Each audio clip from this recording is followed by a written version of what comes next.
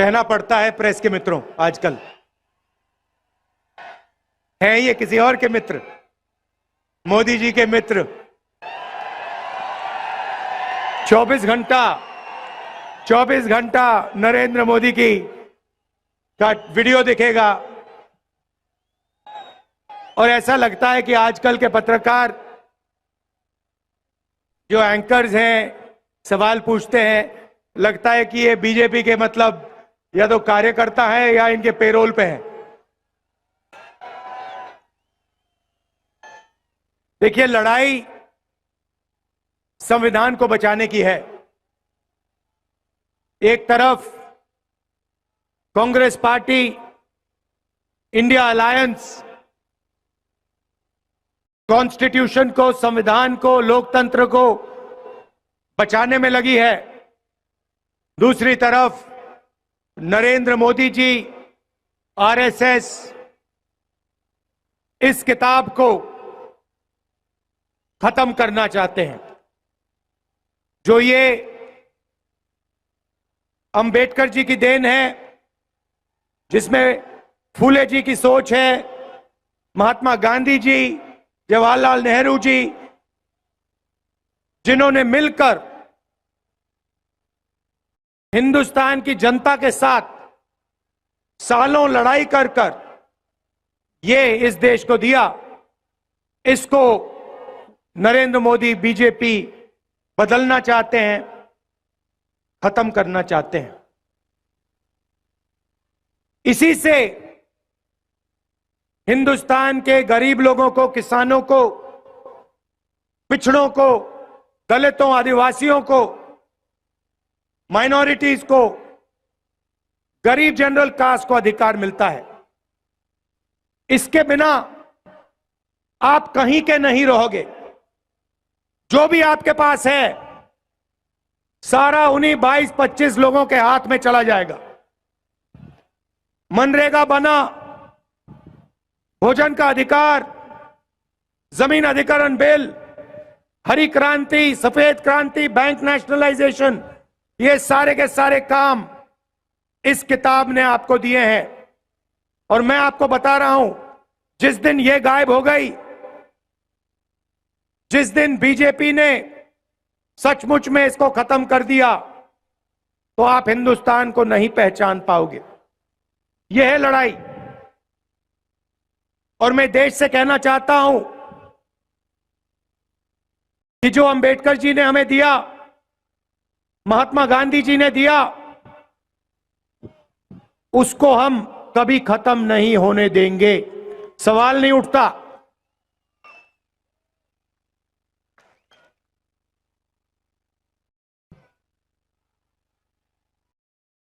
कभी उनके नेता संविधान को बदलने की बात करते हैं,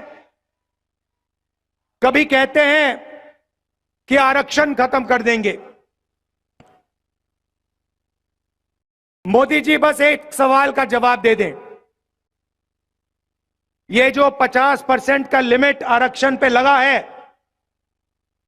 किसी भी भाषण पे वो कह दें कि 50% की लिमिट को वो हटा देंगे, कहीं भी जाके कह दें।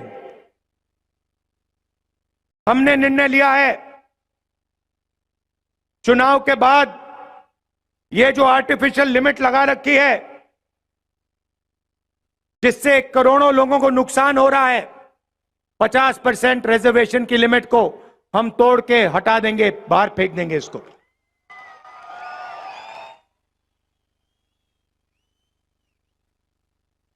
देश में 15% दलित आबादी है, 8% आदिवासी है और तकरीबन 50%, कम से कम 50% पिछड़े वर्ग की आबादी है। 50, 15 और 8 कितना हुआ? कितना? 73। मैंने शुरुआत में कहा कि ये मीडिया वाले हमारे दोस्त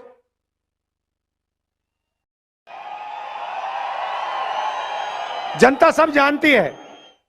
अब भाई इनकी गलती नहीं है, ये इनको इनको इन पे लगाम लगा रखी है, ऊपर से अदानी जी ने बांध रखा है, खोलते नहीं है।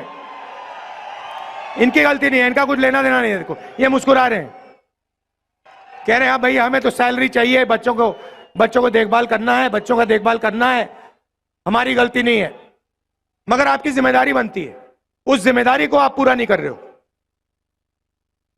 मगर पिछड़े दलित आदिवासियों की 73% आबादी है। ये बड़े बड़े मीडिया की कंपनी की लिस्ट निकालिए, उनके नाम देखिए, मालिकों के नाम देखिए, बड़े बड़े एंकर्स के नाम देखिए, बड़े बड़े पत्रकारों के नाम देखिए, आपको एक पिछड़ा नहीं दिखाई देगा, एक दलित नहीं दिखाई देगा, एक आदिवासी नहीं दिखाई देगा, एक गरीब कास्ट का जनरल, एक जनरल कास्ट का गरीब नहीं दिखाई देगा। इसीलिए ये कभी किसानों की बात नहीं करते, मजदूरों की बात नहीं करते, बेरोजगारी भागीदारी की बात नहीं करते। ये अंबानी जी की शादी दिखाते हैं आप लोगों को, उसमें आपको दिखाते हैं देखो देखो किसी ने 10 करोड़ की घड़ी पहन रखी है, किसी ने 2 करोड़ का ड्रेस पहन रखा है, वो दिखाते हैं। मगर किसान भूखा मर रहा है, खेतों में पानी नहीं है, महंगाई बढ़ती जा रही है, इन बातों के बारे में ये कभी नहीं बताएंगे। ये आपके हैं ही नहीं, ये आपके हैं ही नहीं, ये अदानी के हैं। जो हिंदुस्तान के 22 सबसे अमीर लोग कहते हैं वो ये करते हैं। मुंबई का एयरपोर्ट उठा ले गए, सीबीआई ईडी का दबाव लगाया, अदानी जी को पकड़ा दिया, मीडिया ने कुछ नहीं कहा। Ports, airport, infrastructure, defence industry सारे की सारी उठा के ले गए, मीडिया कुछ नहीं कहती। मगर इनकी जिम्मेदारी बनती है। भ्रष्टाचार होता है, इलेक्टोरल बॉन्ड्स का हजारों करोड़ रुपए का भ्रष्टाचार होता है, हफ्तेबाजी होती है आंखों के सामने, मीडिया वाले एक शब्द नहीं बोलते। उधर सुप्रीम कोर्ट कहता है कि इलेक्टोरल बॉन्ड स्कीम इलीगल है, भ्रष्टाचार हुआ है इसमें, बंद कर दो इसको। अब जानते हो इलेक्टोरल बॉन्ड स्कीम में क्या हो रहा था? हमने तारीखें मांगी, ये तारीख नहीं दे रहे थे। मोदी जी कहते हैं राजनीति को मैं साफ कर रहा हूं। अगर आप राजनीति को साफ कर रहे हैं तो सारे के सारे डोनर्स के नाम आपने छुपा के क्यों रखे हुए हैं? जब डोनर के नाम सामने आते हैं तो पता लगता है। एक दिन एक कंपनी को कॉन्ट्रैक्ट मिलता है हजारों करोड़ रुपए का, उसके एकदम बाद वो कंपनी बीजेपी को पैसा देती है। किसी और कंपनी पर सीबीआई केस खोलती है, वो कंपनी बीजेपी को हजारों करोड़ रुपए देती है, केस बंद हो जाता है। देश के सामने नरेंद्र मोदी भ्रष्टाचार कर रहे हैं, मीडिया कुछ नहीं कहती, आप कहे ही नहीं। फिर 200 सबसे बड़ी कंपनियों की लिस्ट निकालिए, उनके नाम निकालिए, उनके बड़े सीनियर मैनेजमेंट में जो लोग हैं उनके नाम निकालिए, आपको एक पिछड़ा, एक दलित, एक आदिवासी, एक गरीब जनरल कास्ट का नहीं मिलेगा। 22 लोगों को नरेंद्र मोदी जी ने 16 लाख करोड़ रुपए कर्जा माफ करके दिया है। आप शेम कह रहे हो, मगर 16 लाख करोड़ रुपए कितना होता है जानते हो? आम आदमी नहीं समझ सकता, आप और हम नहीं समझ सकते 16 लाख करोड़ रुपया क्या होता है। मैं आपको बताता हूं। अगर हमने किसानों का कर्जा माफ किया था जब यूपीए की सरकार थी, अगर आप किसानों का कर्जा माफ 24 बार 24 साल के लिए हर साल कर्जा माफ करोगे, उतना पैसा नरेंद्र मोदी ने 22 लोगों को दिया है। 24 साल का मनरेगा का पैसा, 24 बार किसान का कर्जा माफ करो, उतना पैसा दे दिया इसने। हालात यह है कि 22 लोगों के पास उतना धन है जितना 70 करोड़ लोगों के पास है। 1% हिंदुस्तान के हाथ में 40% हिंदुस्तान का धन है। और किसी भी संस्था में आप देख लो, सरकार में देख लो, कॉर्पोरेट इंडिया में देख लो, मीडिया में देख लो, प्राइवेट अस्पतालों में देख लो, प्राइवेट कॉलेजेस यूनिवर्सिटी में देख लो, आपको एक पिछड़ा नहीं मिलेगा, एक दलित नहीं मिलेगा, एक आदिवासी नहीं मिलेगा। 90% आबादी है आपकी कोई भागीदारी है ही नहीं। पिछड़ों की बात करनी है, दलित आदिवासियों की बात करनी है, ढूंढना है उनको, मजदूरों की लिस्ट में जाकर देखो उनको, जो मनरेगा करते हैं वहां जाके देखो, कॉन्ट्रैक्ट लेबर का काम करते हैं वहां जाके देखो। 90% हिंदुस्तान या मनरेगा कर रहा है, या कॉन्ट्रैक्ट लेबर कर रहा है, या कहीं सड़क पे मजदूरी कर रहा है। और हिंदुस्तान की पावर स्ट्रक्चर में है ही नहीं, कहीं नहीं है। 650 हाईकोर्ट के जज हैं, आपकी आबादी 73% है, 650 में 100 भी नहीं है आप। 90 लोग हिंदुस्तान की सरकार को चलाते हैं, 90 आईएएस अफसर हैं, बजट को वो बांटते हैं।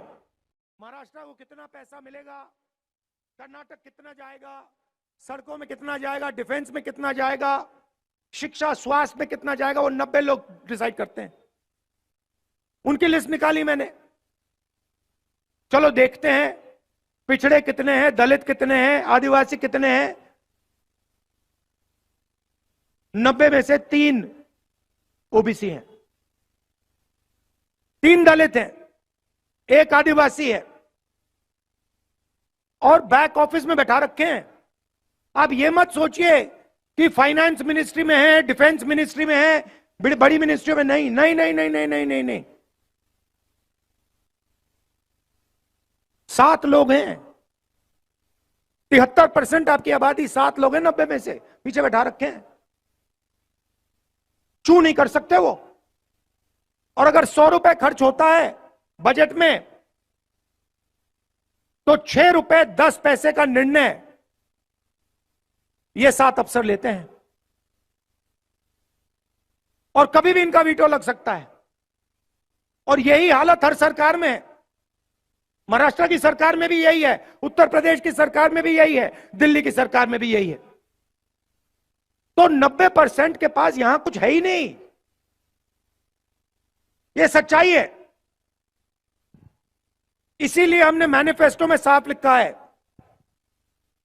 हमारी सरकार आएगी तो हम जाति जनगणना कराएंगे, इकोनॉमिक सर्वे कराएंगे, और हिंदुस्तान के हर संस्था का सर्वे कराएंगे।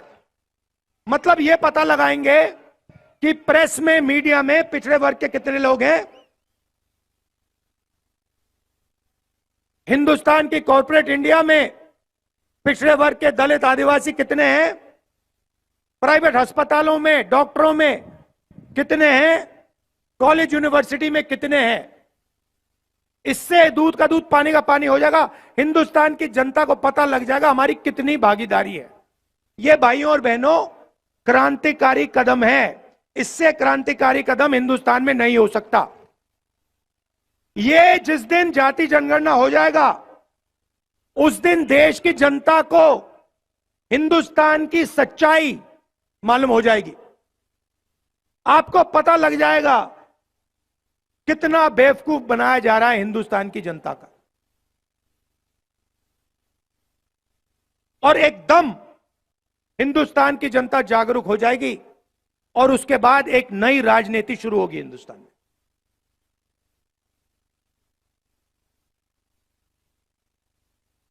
नरेंद्र मोदी, जिस दिन मैंने ये जाति जनगणना की बात की, उससे पहले रोज नरेंद्र मोदी जी कहते मैं ओबीसी हूं, मैं ओबीसी हूं।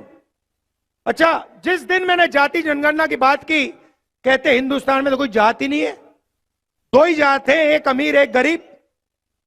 अच्छा, पहले आप ओबीसी थे, हमने जाति जनगणना की बात की, ओबीसी को सचमुच में अधिकार देने के बाद कि आप कहते हो भैया ओबीसी तो है ही नहीं। आप डिसाइड करो आप ओबीसी हो या नहीं हो। हिंदुस्तान में ओबीसी वर्ग है, हां या ना, देश को बता दो। मगर हमने डिसीजन ले लिया है, जाति जनगणना होगा, 50% का ये जो बैरियर बना रखा है इसको तोड़ फोड़ के हम परे कर देंगे। और जो हमारे सेंसस से हिस्सेदारी मिलेगी, मराठास को, धनगर को, बाकी छोटी छोटी जातियों को हिस्सेदारी मिलेगी।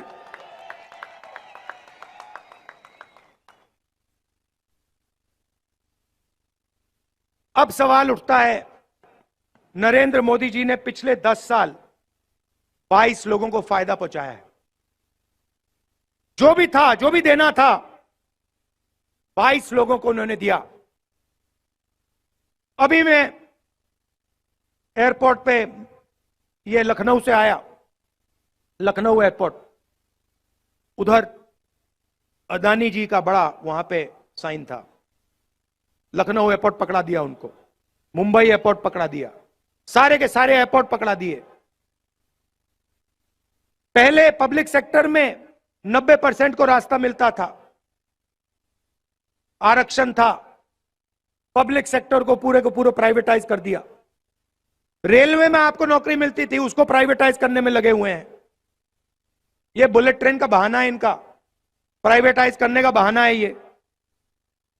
तो जहां भी आप देखो, जो आपके रास्ते थे वो सब बंद कर दिए। पहले आप सेना में जाते थे, पेंशन मिलती थी, अगर कुछ होता था शहीद का दर्जा मिलता था, कैंटीन मिलती थी, उसको भी खत्म कर दिया। नरेंद्र मोदी नई योजना लाए, अग्निवीर योजना। 2 तरीके के शहीद बना दिए, एक नॉर्मल सोल्जर जिसको पेंशन मिलता है, दूसरा अग्निवीर। अगर वो शहीद होगा उसको ना शहीद का दर्जा मिलेगा, ना पेंशन मिलेगी, ना कॉम्पेंसेशन मिलने वाली। तो आपके सारे के सारे रास्ते इन्होंने बंद कर दिए। अब इंडिया की सरकार आएगी तो ये आपके जो रास्ते हैं ये फिर से खोलने पड़ेंगे, और हम इसको तेजी से, बिना झिझक ये दरवाजे हम खोल देंगे, एक के बाद एक। पहली बात आपको बता रहा हूं, अग्निवीर स्कीम को हम खत्म करके उठा के बाहर फेंक देंगे। दूसरी बात, ये जो इन्होंने गलत जीएसटी बना रखी है, ये जीएसटी जो छोटे दुकानदारों को, स्मॉल एंड मीडियम इंडस्ट्री को खत्म करने वाली जीएसटी है, अदानी वाली जीएसटी है, इसको हम बदल देंगे। 5 अलग अलग टैक्स नहीं होंगे, एक टैक्स होगा, कम से कम टैक्स होगा।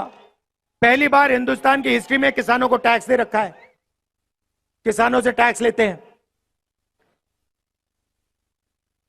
तो हमने डिसाइड किया है कि जितना इन्होंने पैसा ना ये 22 लोगों को दिया है, उतना पैसा हम हिंदुस्तान के किसानों को, गरीबों को देने जा रहे हैं।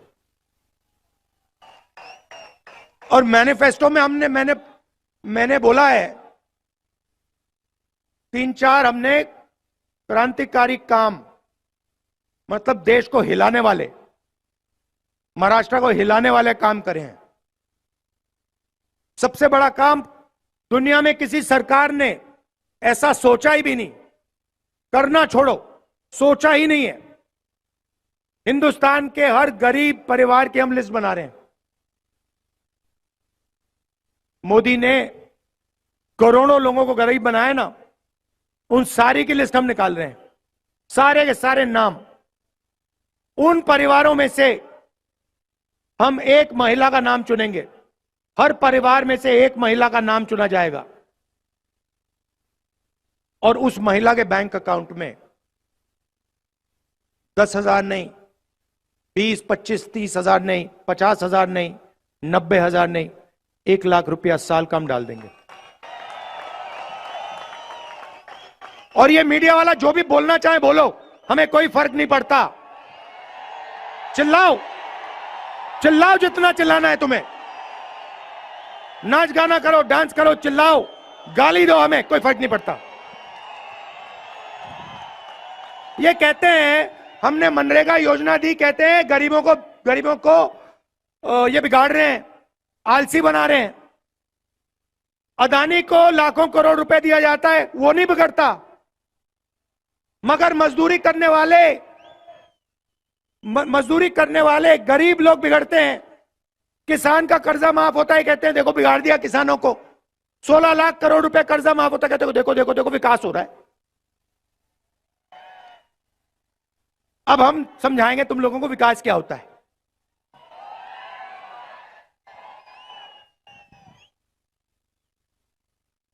करोड़ों महिलाओं के बैंक अकाउंट में 1 लाख रुपया साल का, 8,500 रुपए महीने का, टकाटक टकाटक टकाटक टकाटक टकाटक। और वो कंप्यूटर से होगा, ऑटोमेटिक। और उस दिन तक होगा जब तक ये परिवार गरीबी रेखा के ऊपर नहीं होंगे। उससे पहले ब्रेक नहीं लगने वाली, एक्सेलेरेटर ही दबेगा। 1 लाख रुपए बैंक अकाउंट में। अब यहां पे बहुत सारे पुरुष कहेंगे देखो भैया आप महिलाओं को क्यों दे रहे हो, हमें चाहिए। आप कहोगे, मैं जानता हूं। मैं आपको बताता हूं, 21वीं सदी में आप दोनों काम करते हो, स्त्री और पुरुष दोनों काम करते हैं, बाहर जाते हैं, 8-10 घंटा बाहर घर में बाहर काम करते हो, और फिर आप दोनों घर आते हो, आप रेस्ट करते हो, और आपकी जो बीबी है, माता है, वो 8 घंटे एक्स्ट्रा काम करती है। उसके लिए किसी भी सरकार ने, उस काम के लिए किसी भी सरकार ने, दुनिया की किसी भी सरकार ने महिलाओं को कॉम्पनसेशन पैसा नहीं दिया है।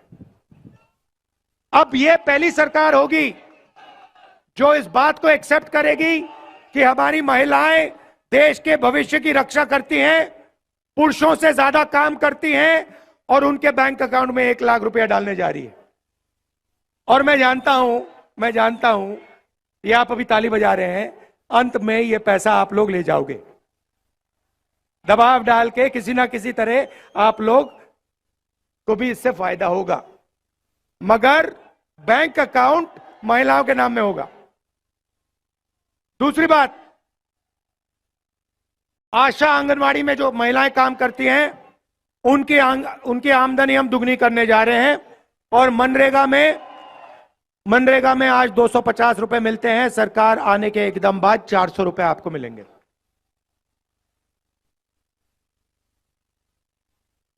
अब थोड़ी सी किसानों की बात करना चाहता हूं।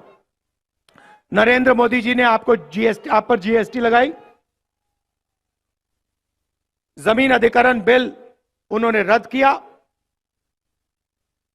आपके हक लिए, आपका कर्जा माफ नहीं किया, और आपको सही दाम नहीं देते हैं। जब भी आपको अपना माल खरीदना होता है, धान, शुगर केन, सोया, जो भी हो, जब भी आपको खरीदना होता है, नरेंद्र मोदी इंपोर्ट एक्सपोर्ट की पॉलिसी को घुमा देता है और आपको सही रेट नहीं मिलता। तो आपकी 2 ही मांगे हैं, मैं जानता हूं, लाखों किसानों से मैंने बात की है। आपकी दो मांगे हैं, पहला है कर्जा माफी, और दूसरा हमें सही दाम चाहिए। हमें फ्री में कुछ नहीं चाहिए, हमें कोई फ्री गिफ्ट नहीं चाहिए, हमें अपने काम के लिए, खून पसीने के लिए सही रेट चाहिए। ये 2 काम हम आपके लिए करने जा रहे हैं। किसान का कर्जा माफ हम करेंगे, मगर हम वहां नहीं रुकने वाले। देखो, अरबपतियों का एक बार कर्जा माफ नहीं होता। जब भी वो चाहते हैं, नरेंद्र मोदी उनका कर्जा माफ करता है। इसीलिए हम एक कमीशन बनाएंगे, उसका नाम होगा किसान कर्जा माफी कमीशन। जब भी वो सरकार को कहेगा कि हिंदुस्तान के किसानों को कर्जा माफी की जरूरत है, उस दिन सरकार कर्जा माफी कर देगी।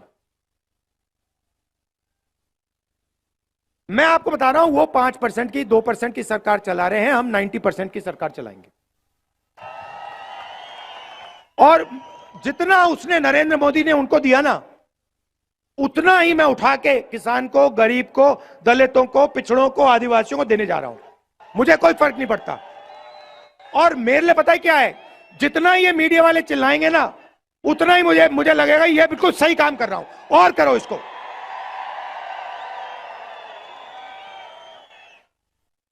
अब नरेंद्र मोदी ने करोड़ों लोगों को, युवाओं को बेरोजगार कर दिया। जब आपने उनसे पूछा था भैया हमें रोजगार दो, कहते पकौड़े बनाओ। कोविड के समय आपसे कहा भैया थाली बजाओ, मोबाइल फोन की लाइट ऑन करो, और मजे की बात बताता हूं, उसी टाइम जो कंपनी कोविड की वैक्सीन बना रही थी, जिसको हजारों करोड़ रुपए सरकार दे रही थी, वही कंपनी नरेंद्र मोदी की पार्टी को पैसा दे रही थी। इलेक्टोरल बॉन्ड्स में लिखा है। तो आप मर रहे थे, सांस नहीं ली जा रही थी, वेंटिलेटर नहीं था, ऑक्सीजन नहीं था, और जो कंपनी वैक्सीन बना रही थी वो नरेंद्र मोदी की पार्टी को डोनेशन दे रही थी। बात समझ जाओ, बात समझ जाओ। तो आपको बेरोजगार बनाया। अदानी का बेटा है, वो जॉब, परमानेंट जॉब पर करने से पहले अप्रेंटिसशिप करता है, टेम्पररी जॉब करता है 6 महीने के, 1 साल में, 1 साल की। अपने पिता के कंपनी में उसको काम दिया जाता है और उसके बाद 1 साल बाद उसको परमानेंट किया जाता है। ये हिंदुस्तान के जो करोड़ों युवा हैं, इनको ये फैसिलिटी नहीं दी जाती। तो हमारी एक स्कीम है, क्रांतिकारी स्कीम है, उसका नाम पहली नौकरी पक्की, गारंटी। गारंटी, ये नहीं कानूनी अधिकार, ऐसे नहीं, कानूनी अधिकार। जैसे मनरेगा में कानूनी अधिकार है, अगर किसी ने मनरेगा का काम मांगा तो देना ही पड़ेगा, वैसे ही अप्रेंटिसशिप का, पहली नौकरी का हमने कानूनी अधिकार दिया है। मतलब हिंदुस्तान का कोई भी बेरोजगार graduate, diploma holder, college graduate, university graduate, कोई भी सरकार से कह सकता है मुझे अपनी पहली 1 साल की नौकरी चाहिए, सरकार मना नहीं कर सकती। नौकरी कहां मिलेगी? प्राइवेट सेक्टर, पब्लिक सेक्टर, सरकारी ऑफिसेज में, सरकारी अस्पतालों में, सरकारी कॉलेज, यूनिवर्सिटीज में। करोड़ों युवाओं को 1 साल की नौकरी, पहली नौकरी पक्की। अभी तो भैया मैंने बात बोली नहीं, अभी आप ताली बजा रहे हो। पहली नौकरी पक्की, 1 लाख रुपए बैंक अकाउंट में साल के, 8,500 रुपए महीने के, 1 साल के 1 लाख रुपए हर यूनिवर्सिटी ग्रेजुएट, कॉलेज ग्रेजुएट को। और हिंदुस्तान को दुनिया की सबसे बेहतर ट्रेंड वर्कफोर्स मिलने जा रही है। मतलब ट्रेनिंग भी कर देंगे, पहली नौकरी भी दे देंगे, और जेब में 1 लाख रुपए भी दे देंगे। ये देखिए कांग्रेस का कमाल।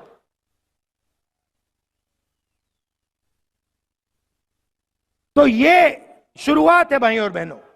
जाति जनगणना, महालक्ष्मी स्कीम, पहली नौकरी पक्की, किसानों का कर्जा माफ, गारंटीड कानूनी एमएसपी, मजदूरों को 400 रुपए, आशा आंगनवाड़ियों की आमदनी दुगनी। ये शुरुआत है, ये हम आपके लिए करने जा रहे हैं। अब नरेंद्र मोदी जी के भाषण देखिए। आप जानते हो कि कर्नाटक में रवन्ना नाम सुना है आपने? हाँ सुना। उसने 400 महिलाओं का बलात्कार किया है, रेप किया है। मोदी जी ने ऐसे स्टेज पे रवन्ना जी के लिए वोट मांगे हैं। होम मिनिस्टर को बीजेपी के एमएलए ने चिट्ठी लिखी थी 6 महीने पहले कि ये रवन्ना है, इसने 400 महिलाओं का रेप किया है। होम मिनिस्टर ने कोई कार्रवाई नहीं की। नरेंद्र मोदी जी जानते थे कि इस व्यक्ति ने 400 महिलाओं का रेप किया। क्यों? क्योंकि होम मिनिस्टर जानते थे। तब भी जाके नरेंद्र मोदी कह रहे हैं इस रमन्ना को वोट दो, इसका समर्थन करो, मुझे जिताओ। मैंने ये कर्नाटक में बोला, नेशनल मीडिया के एक अखबार ने यह बात नहीं लिखी, एक अखबार ने नहीं लिखी। वो अखबार में लिख रहे थे राहुल गांधी अमेठी और रायबरेली से चुनाव नहीं लड़ेगा। वो चल रही थी मीडिया इनकी। अब मैं रायबरेली से चुनाव लड़ रहा हूं, बिल्कुल चुप हो गए। तो वो कभी नरेंद्र मोदी, कभी पाकिस्तान की बात करेगा, कभी समुद्र के नीचे जाके मतलब ड्रामा करेगा।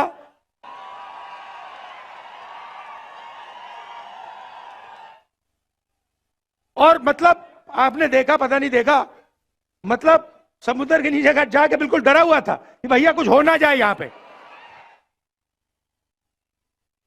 तो मजाक बना रखा है राजनीति का। और सीनियर नेता जो हैं, शरद पवार जी जैसे हैं, सीनियर नेता जो हैं, उनका अपमान कर रहे हैं, उनके बारे में उल्टी सीधी बात बोलते हैं। मतलब प्रधानमंत्री में थोड़ी तो मतलब लेवल होनी चाहिए। प्रधानमंत्री को देश की बात करनी चाहिए, विकास की, किसानों की बात। मतलब क्या मतलब है सीनियर नेता का अपमान करना? क्या मतलब, क्या फायदा मिल रहा है उनको? क्या सोचते हैं कि हिंदुस्तान की जनता खुश हो जाएगी? हिंदुस्तान की जनता उनसे यह जानना चाहते हैं, आप 50% का जो आरक्षण का है उसको हटा रहे हो, यह सवाल है। जाति जनगणना कर रहे हो, यह सवाल है। उनका तो जवाब देते ही नहीं है।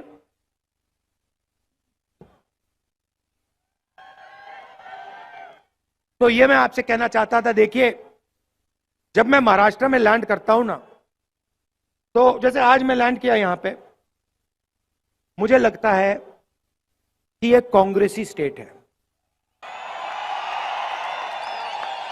ये अगर मैं आपको बता रहा हूं, मैं जैसे ही यहां लैंड करता हूं मुझे मजा आता है, अच्छा लगता है कि मैं मतलब कांग्रेस की जो, और मैं संगठन की बात नहीं कर रहा हूं, मैं विचारधारा की बात कर रहा हूं, जो आप लोगों में हजारों साल से आपके खून में कांग्रेस पार्टी की विचारधारा है। आपको बताने की भी जरूरत नहीं है, आपको बताने की भी जरूरत नहीं है, आपके दिल के अंदर है। मतलब वो आपके चेहरे पे लिखा हुआ है। तो मैं जानता हूं यहां पर नेचुरल कांग्रेस पार्टी की विचारधारा है। मैं आपको, हमारे जो यहां बब्बर शेठ टाइगर जो बैठे हुए हैं, ये दूसरे तरीके के टाइगर होते हैं। देखो भैया, आमतौर से जंगल में आपको मतलब 1-2 किलोमीटर में एक टाइगर मिलता है ना। यहां पे देखो कितने एक साथ बैठे हुए हैं। तो मैं आपको बता रहा हूं, आप हमारी रीढ़ की हड्डी हो, आप देश को बदलने वाली फौज हो। आप अपनी शक्ति को पहचानो, आप देश को बदलने वाली फौज हो। आपके खून के अंदर आजादी की लड़ाई, फूले जी की विचारधारा, अंबेडकर जी की विचारधारा, गांधी जी की, नेहरू जी की विचारधारा आपके खून के अंदर है। उसको निकाला नहीं जा सकता। आपके माता पिता के अंदर है, आपके बच्चों के अंदर है, आपके परदादा के अंदर है। तो ये मैं आपसे कहना चाहता था। आपने मेरा मूड बहुत अच्छा कर दिया, मैंने आपका मूड अच्छा कर दिया। अच्छा, ये आखिरी बात जो मैं यहां जब महाराष्ट्र में यात्रा में निकला था, तो बहुत सारे युवाओं ने मुझे कहा कि राहुल जी, मोदी जी ने हमें बेरोजगार कर दिया। हम पेपर लेते हैं और महीनों के लिए हम रात दिन काम करते हैं, और जिस दिन पेपर देना होता है उससे एक दिन पहले हमें किसी के मोबाइल फोन पे पेपर लीक हो जाता है, पेपर दिख जाता है। जो बेईमानी करता है वो पेपर लीक करवा देता है, बिना पढ़ाई करे वो आगे निकल जाता है। और जो ईमानदारी से पढ़ाई करता है उसका नुकसान होता है। और हजारों युवाओं ने यह मुझे बोला, तो हमने मैनिफेस्टो में लिख दिया है एक नया कानून लाएंगे जिससे कड़ी सी कड़ी सजा पेपर लीक वालों को होगी। और ये जो नया फैशन बनाया नरेंद्र मोदी जी ने कि एग्जामिनेशन प्राइवेट कंपनियां करा रही हैं, इसको हम बंद कर देंगे। सरकारी संस्थाएं ही पेपर दे पाएंगी। और अगर किसी ने पेपर लीक करवाया तो हम कड़ी सी कड़ी सजा उसको देंगे। अंत में आप जानते हो शिवाजी महाराज की कर्मभूमि है। शिवाजी महाराज की जय। जय हिंद, जय महाराष्ट्र। नमस्कार।